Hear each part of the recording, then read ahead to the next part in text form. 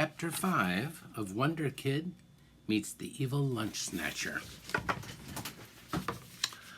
How could you have agreed to such a thing? Brian exploded. I don't know how to get out of it, said Sarah. So what's the problem? Asked Robbie. Why can't Matt meet Wonder Kid? All Brian has to do is put on his superhero costume. Matt doesn't want to meet Wonder Kid, said Brian. What he wants is to see Wonder Kid in action. Then Wonder Kid can zap somebody, said Robbie. That shouldn't be too hard to arrange. My grandfather gave me a magic set last Christmas. The wand has a battery in it that shoots off sparks. And we've got smoke bombs left over from 4th of July, Lisa reminded him. Remember how it rained so we couldn't shoot them off? Wonder Kid can appear in a cloud of smoke. Everybody was getting excited except Brian. If I zap Matt and he doesn't feel it, he'll know Wonder Kid's a fake. Then don't zap Matt, said Robbie. Zap somebody else.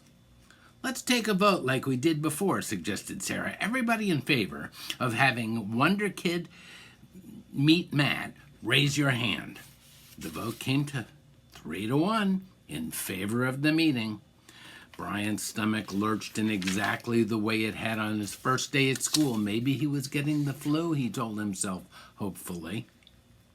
The next morning, he did wake up feeling sick, but not sick enough. You don't have a temp, said his mother, feeling his forehead. I think it'll be all right for you to go to school today. Robbie had worked out the plan the evening before. Brian was to take his superhero costume and raincoat to school in his book bag.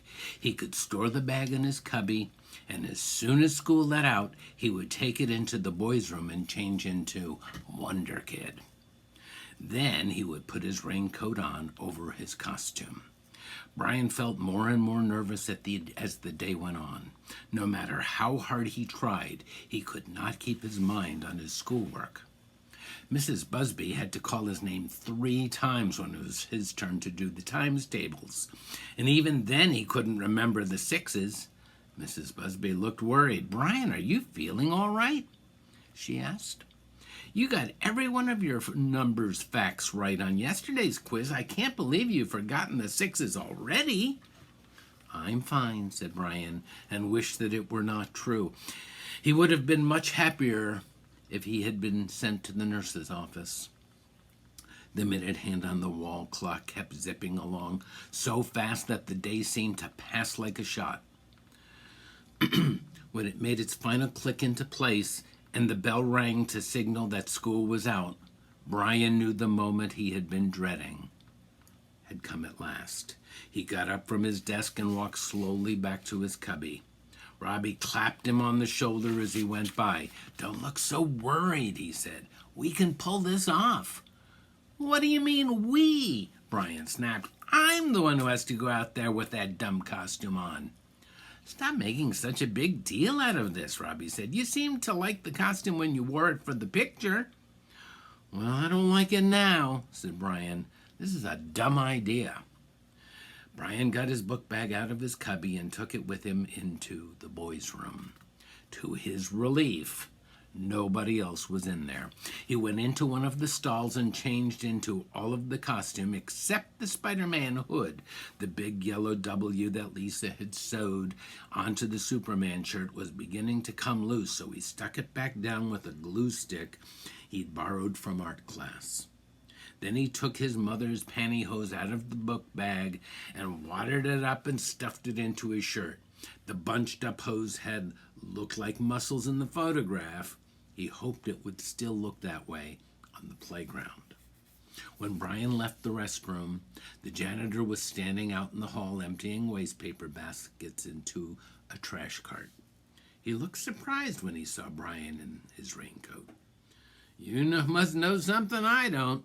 Last time I looked out the window, the sun was shining. Well, you never know when it might start to rain, said Brian. Storms can come up pretty fast this time of year. He walked down the hall and out of the school building. Sarah was waiting outside the door with a grocery sack. In the sack, there were smoke bombs, a box of matches, and a long black wand. Where are Robbie and Lisa? Brian asked his sister. Out on the playground behind the school, said Sarah. He looked as excited as if he were going to a party. Let's hurry, she squealed. I can't wait to see Matt's face when he finally gets his chance to see Wonder Kid in action. The end of chapter 5.